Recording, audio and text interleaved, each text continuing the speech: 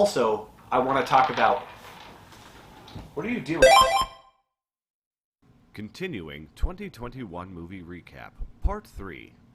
Next, now we're going to get out of order a little bit. Ghostbusters was the last thing we saw in theaters last year. Other than, well, there's one other thing, but I'm saving that for the end. There's one more big one that obviously I'm going to talk about that we went to see. But we did a series of backyard movie nights last year as a way to, you know, get our friends together during the pandemic. So it was like outside and we could hang out as a big group, and we've got a really big backyard for watching movies, so we do that. Anyway, so we did a series of double features over the summer, and we started with Nobody and Mortal Kombat. I was a little behind the times on Nobody, because it had come out much earlier than that, but I really wanted to see it, and I was not disappointed. Nobody is great.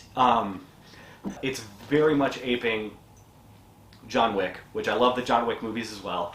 The difference being the John Wick movies are very plot-driven, and this movie was very character-driven, and there is advantages to both and disadvantages to both. So in this case, the movie is fun, it's got a lot of good action.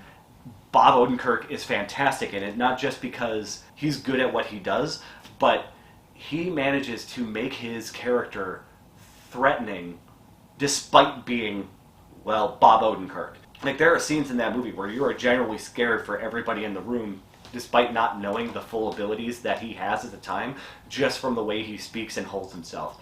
It's great. The context for why he's doing what he's doing is arguably a better motivation than what you got out of John Wick as well. But the difference being here is that the plot's not as strong. The stuff that works well works really well. But the plot, there's events in the movie that happen just for the sake of happening so that the plot can move forward. And there are also, the villains are not compelling at all. I keep comparing it to John Wick, but I know it's one of the same directors, or I believe it's one of the same directors. When you compare it to that, like, the plot was pretty straightforward, but the villains were so great and so capably performed that you wanted the story to keep going, whereas this one is just entirely you want to see what's going to happen to this character. They're just kind of there. They're pretty one-note and bland, but it was good, and I hope we'll get another one. It was very fun, highly recommended. Nobody. Next after that, Mortal Kombat. When we watched Mortal Kombat, the biggest thing coming into it was I had been hearing through the grapevine very good things. Like, a lot of the stuff that I had been seeing in passing was how people were really enjoying the movie, and they were saying it's good, and it was hitting a lot of the right notes, and then I watched it, and it was bad. Like, it's a bad movie. I don't understand what people were watching that was different than what I was watching. Now, part of this, to be fair, is... Now, I'm not the biggest Mortal Kombat game fan, but I am a big Mortal Kombat lore fan. I have watched the story modes for every single game. I like the lore, and I wanted to see how the story plays out. In fact, the last 3 games, Mortal Kombat, it's just called Mortal Kombat, but it's Mortal Kombat 9, X, and 11, have some of the best stories in video games, and secretly some of the best action movies that have been made in the last few years, hiding in the story modes of those games. Like, the actual story is great. It's worth your time to just go back and watch those story modes. It's good. So watching this movie, it just reminded me of the big problem that a lot of video game movies have. They usually fall into one of 2 camps. One is they stay so close to the game that there's no point in watching it because it's just going to be a lesser version of what the game is. Or 2, they go in such a wildly different direction that it's not the game anymore, and usually once they do that, it doesn't work. In a lot of cases, what you do is do a side story or do a smaller tale within the bigger thing. But then again, there are some stories in video games that would be great for retelling, and most of them are in fighting games. A lot of those games have great lore that is underserved in the stories that are told within the games themselves. Turning those into movies would be great. Mortal Kombat is a great example of a game where all you have to do is tell the story that's there and tell it well, and it'll be good. The first Mortal Kombat did that, and it's a good movie. It's not a great movie, but it's a good movie. Or you do a side story like Detective Pikachu, which was also a very fun movie. What Mortal Kombat, the new movie, did is that instead it takes the characters and the general idea and then completely changes everything else.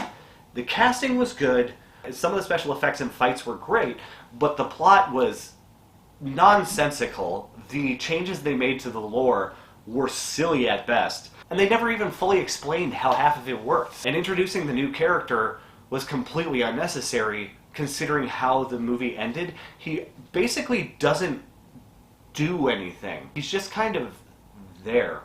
So, yeah. That and making other stupid little changes, like Kano's cybernetic eye is now actually a magic laser beam he shoots. It's changes that just don't add anything to the story, especially when you... Cat's kicking stuff around again. Especially when you add a new character and then don't give him enough to do. Granted, there are, like I said, there were things I liked. The fight scenes were great. Pretty much anything that Sub-Zero and Scorpion were involved in was awesome. And I did like that they went for, it's like, this isn't our movie, we're going for a hard R rating. They do the fatalities. And they're good. They did a good job. But yeah, it came off as lazy. So much of the movie just came off as lazy and half-assed. I would be very surprised if we got another one. Okay, next. So I want to do another movie on or another video on this, but Cruella was good. Of the Disney remakes, I would definitely put that as one of the higher ones. Well, two big things. One is it's a prequel, so it's not just rehashing the same story, which is a big thing. Like, that's the thing that hurt Aladdin and Lion King the most, was they just rehashed the same story but did it worse, so there was no point in them existing.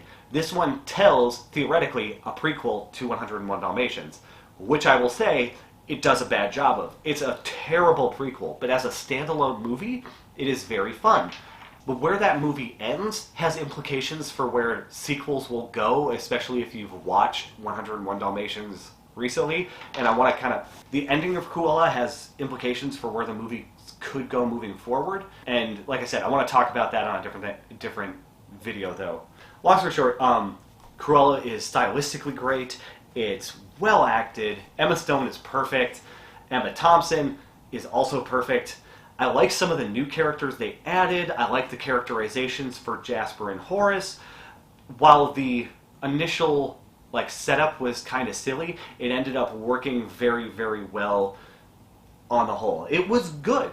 It was good, and I cannot wait to see what they would try to do with the sequel, and I'll explain that in another video. But yeah, Cruella, really enjoyed it.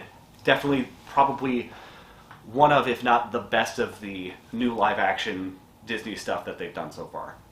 So that movie we paired with In the Heights. That was what we paired, so that was a double feature. It was Cruella and then In the Heights. And I enjoyed In the Heights. I think it was a great movie musical. My main problems with In the Heights is that because it's going for magical realism, sometimes the tone didn't match up as well as I wanted to. So there's a bit of a disconnect in that movie tonally between some of the more realistic, grounded sequences and then some of the more over-the-top dancey sequences like in 96,000. That being said, the musical in and of itself is great. I just feel like in a lot of cases it works better as a stage show than it does a movie. But I still really liked it. The performances were all good. I liked a lot of the little narratives. There were a lot of nice flourishes for how they told the story. I liked the slow reveal of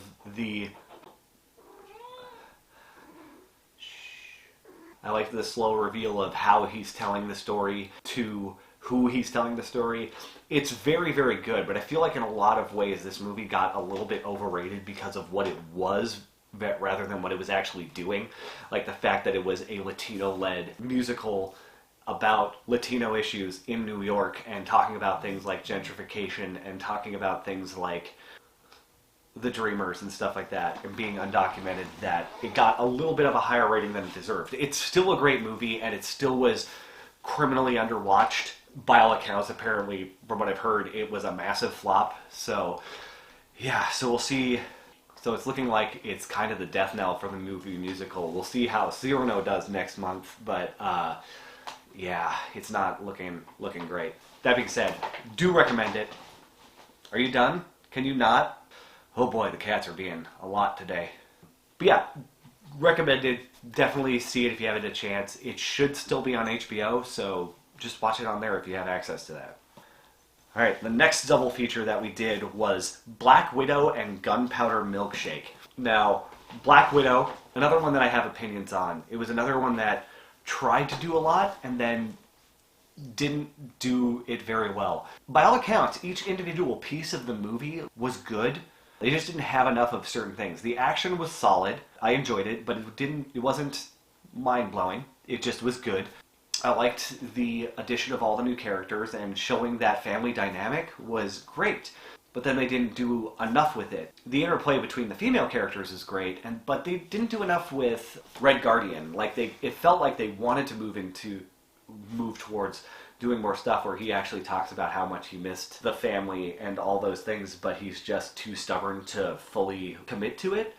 But every time it felt like it was moving there, it would cut off. That's the biggest thing, is it felt like we only have so much time to say stuff, so we're going to try to, but then it's well, we got to move the story on. We're moving on.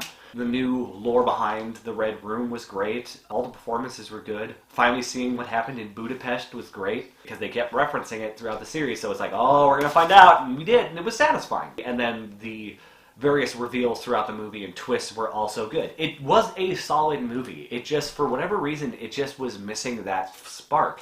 Everything felt kind of like I had seen it before, which is the big problem with a lot of the Marvel movies right now, is they're definitely getting into that I am looking to see something new happen, and I haven't been seeing a lot of it. A lot of them are starting to feel very, very samey.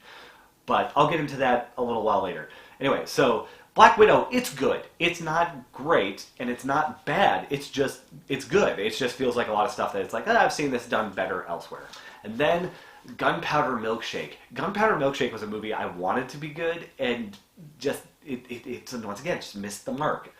The fight scenes overall were pretty solid. I love Karen Gillan, although she felt a little stiff and weird in this one, because she's trying to play a character who is, vague and emotionless. Not unlike Nebula in the Guardians of the Galaxy films, her performance there, but here it just didn't work as well. This one, unlike Nobody, felt like it was trying to do John Wick in a way that didn't work. It felt forced. I liked all the performances. The art direction was great.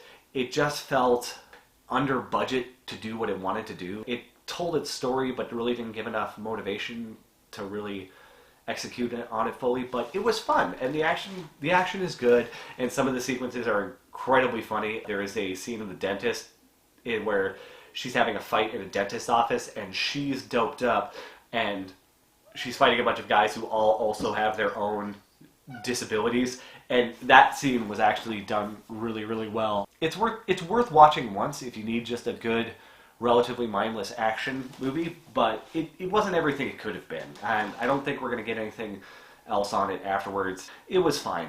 Yeah, that's about all I can say about it. It was fine. I liked it, but it wasn't great. The next double feature we did, which could not have been more different movies. We did Suicide Squad and Reminiscence. The Suicide Squad I loved. I liked that they committed to making a Suicide Squad movie that was, genuinely speaking, almost everybody did feel expendable. It was funny, introduced some great new characters, which led into, eventually, once that series is done, I'm going to talk about the Peacemaker series, but so far that has also been great. And I like that they decided to go with a massive misdirect in literally the first 15 minutes of the movie. I don't want to reveal too much because the beginning is so well done. It's worth watching it just for the first 15 minutes of the movie. But other than that, it was really good. James Gunn has a talent for handling large groups of characters, giving them all satisfying arcs, writing them all uniquely, while also all of their arcs thematically tying together, which is why one of the things I want to talk about when I do a video on the difference between his movies and the Eternals. And that was the number one thing it did great. Every character in the movie was compelling. The action sequences were really fun. The violence was over the top in a very fun way. There were some genuinely shocking deaths, some in ways that I felt like were good, and some I felt like were, but you could have done so much more with that character. My only major complaint was sometimes the humor was too much. Like, some of Harley Quinn's moments in this movie get to be a little bit okay, that wasn't necessary, but fine. It was funny. I'll let it slide. And the other one is there were so many rug pull moments in it that by the end, a couple of characters die and you're just like, Really?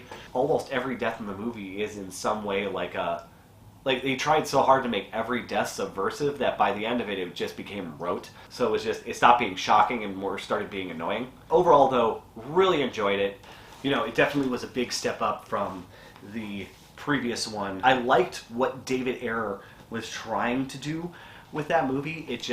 Everything I heard was it was a mess behind the scenes, having the multiple groups all working on cuts of the movie. You could tell the script was only half completed, but I liked what they were doing stylistically, but yeah, it just didn't come together. So it was definitely a step up from that. So Suicide Squad, it does have its flaws. If you're not going to like the level of violence and the more risque humor of the film, it's not going to do it for you, but personally I really, really enjoyed it, and I'm glad that DC is taking some risks moving forward. So after that, it was Reminiscence, and Reminiscence is good. It's good, it's not great. So for those who don't remember, Reminiscence was a Hugh Jackman film, futuristic film noir. Reminiscence takes place in a future where a technology exists that people can physically re-experience their own memories through a technology that Hugh Jackman has and utilizes as a business. And then he himself starts utilizing that technology in order to try to find a woman that he fell in love with who just disappeared one day. All of this happening in a setting of a near future where global warming has hit its max, and I believe it takes place in Miami, but like half the city is underwater. The big problem with this movie is that although the acting is good and the plot is relatively good, the world building is very, very weak. It's more there for the aesthetics of it than it feels like they're trying to make a commentary on anything that actually happens. So it's kind of pointless, other than the fact that they needed the technology to exist for the reminiscences. Nothing else about the setting really feels necessary.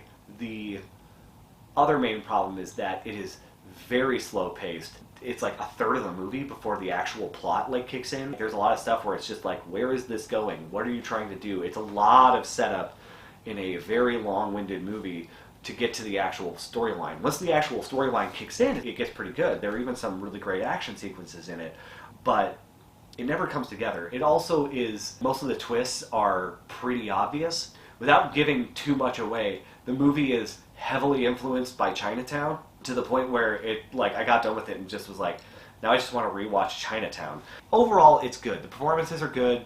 The cinematography is good. I know I've said that a lot on a lot of these, but it's interesting to look at for sure. It's just very long-winded, and the ending is weird. It's good.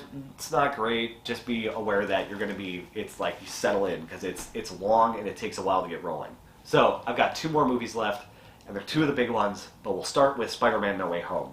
Especially since Spider-Man No Way Home is currently on track to be one of, if not one of the biggest movies of all time. I don't think it's going to get that far, but it's definitely, I think it's at number 6 right now, and I can see it get to number 3 or 4 on the highest grossing films of all time, because people just keep going to see it.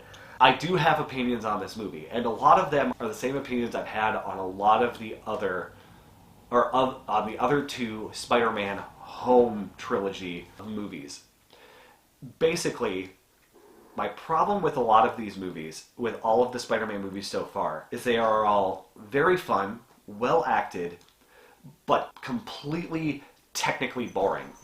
This movie in particular I would argue, technically speaking, is one of the better ones, but it's not the best script. 1 has the best script, 2 has arguably the best story, and 3 is the best one done technically. But to get to my actual opinions on this movie, my biggest thing right away is that I was incredibly happy that they actually pulled it off. This movie works, and it ties together all of the Spider-Man universes in very satisfying ways, including bringing back some characters, some that you weren't even expecting them to bring back, even for just tiny cameos, that just made me go, because of what it could mean moving forward, which is something.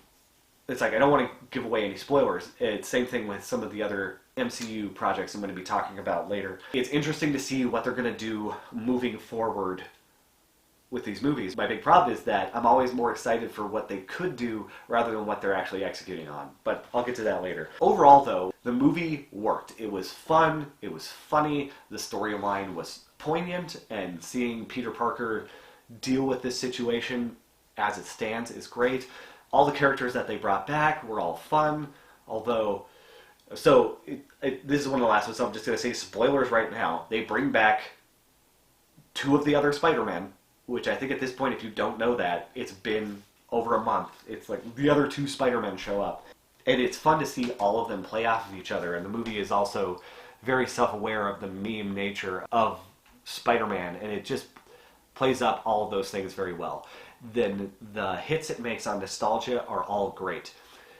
My complaints for this movie come from a few different places. One is some of the villains are very different than what they were in the original, or it doesn't take into account how those villains acted in the original to where they are now. It feels like a disconnect, especially if you watch them in quick succession. My other one being is that the movie is technically just okay. Other than a few amazing shots, all of this current Spider-Man movies all just feel very flat, very boring cinematically. Even if they're well choreographed, like most of the end sequence at the new Statue of Liberty, it's well choreographed, but it doesn't do anything special or different. The other major thing to say, though, is the way that they bring back and play with a lot of the nostalgia, though, is incredibly satisfying. In particular, seeing Andrew Garfield get a chance to play Spider-Man again, and you could tell he loves playing that character, and you can tell that he was obviously disappointed with not getting to give him his redemption moment, because he gets it in this movie, and you can tell that he is reveling in it. It is overall, it is well scripted, and it plays with the nostalgia well. It just felt, for me, a little all over the place, and a little bit relying on the nostalgia too much, and it sort of felt like all the exposition from the other Spider-Men was a way to give him a shortcut to the places where he needed to go with his character, rather than have him actually experience it. It also didn't help that a lot of the advancements that his character makes in this movie are the same character arcs that he's made in the last 2 movies. Each movie is literally doing the "with great power comes great responsibility" storyline over and over again. And yeah, it didn't totally work. But, like I said, the nostalgia was great. The plot in and of itself was fun. It was also nice seeing some of the characters come back and really getting their due. Like I said, Andrew Garfield's Amazing Spider-Man got some play, and seeing the Green Goblin come back and being friggin' scary. Like, he is scary in this movie. Really liked that. And overall, like I said, it's good. They pulled it off. It's just, those movies always feel like they're lacking technical prowess and real passion behind the scenes. Like, I can always see the passion through the front of the camera, but I don't see it from behind. They always feel like these are being made by people who are just making a movie. But still, very good. It's definitely worth your time. There's a reason everybody's seeing it. It's very fun. It tickles your nostalgia bone. It tickles the meme bones. It's good. I liked it a lot. It just also has flaws that I feel like we need to recognize. And then the last movie that I will be talking about, and the last one I actually saw it on a plane coming home from my honeymoon this year. Me and my wife watched Matrix Resurrections. And boy howdy, is that movie a hot mess. The first thing I will say right away is I liked it. I recognize its flaws, but I liked it as a movie. They had all of the right ideas. Unlike Spider-Man, which revels in its nostalgia, this movie really kind of kicks it in the teeth. It plays off of the nostalgia for the movie, but makes fun of it at the same time. It does a great job of recognizing what people feel about the Matrix while also being like, but that's not really it. The general plot is exactly what the plot should have been, really. How do you continue the Matrix? Well, years after the fact, this is how you do it. Keanu Reeves coming back felt like Neo again. It felt good, although he's not as spry as he used to be. Still, how they handled him doing stuff was great. Carrie-Anne Moss coming back was great. Seeing the characters come back was great. I will say that my biggest complaint with this movie is that it lacked some of the same style cohesion of the earlier movies. It definitely was trying to be something different. It makes a point of saying that early on. There is a lot of self-aware humor that almost feels mean-spirited at different times throughout the movie, but still totally works. I like all the new additions. The new Morpheus is great. The new Agent Smith is great. The major problems with this movie is that pacing is weird. Some of the humor comes off as really over the top and silly to the point of being like, okay.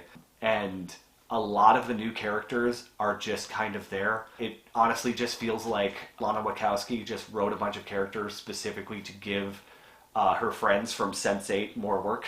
Because like almost all of the new actors added to the movie that aren't the bigger names are all just people from Sense8. All of them. Which was nice because Sense8 is also a super underrated show. Seriously, check it out. The bigger problem is that it just didn't come together. And then the other big problem with it being that it just technically wasn't very good. The cinematography was pretty mediocre throughout the whole thing. There are a couple of standout moments, but it just feels like it felt rushed. The fight choreography was pretty terrible. The editing was pretty terrible. Some of the characters they brought back were just there for the sake of having them. Some of the other new aspects really didn't come together. Although the idea of the robots and the humans working together and having AI that is working with the humans now was great. Like I said, it had a lot of the right ideas. The problem is the overall package it was wrapped in just didn't work. There was a lot of bad staging issues where the actual shot composition was terrible. The fight scenes were all pretty mediocre. There really wasn't a really good standout. It felt rushed. It felt like a movie that very few people involved actually wanted to make. And some of the context within the movie outright says that was a movie that no one wanted to make. It just overall didn't work. That being said, I want a sequel. Make another one and put the effort in. Because what they did was fun, and the new status quo for the Matrix universe is great. It had all the right ideas and then just executed on all of them very poorly. So I don't think we're going to get another one because the reviews have been bad, but I really would like to see what they could do with this concept as it stands, but with real effort put behind it. So we'll see. So that is my list of the movies I saw last year. Overall, it was kind of an okay year for movies. There was a couple of standouts, but for the most part, didn't see a whole lot that really made me go, wow. It was a lot of yeah, that was good. But then again, it was the COVID year. So, stuff's going to be a little different. I have a much shorter list of TV and video games to talk about, and there are some big standouts on the TV end I really want to talk about. But yeah, so that's the end of this part. Yeah, thanks for listening. I'll be back soon with my list of TV. My name is James, and I've been arguing semantics. End part 1. Insert cassette 2.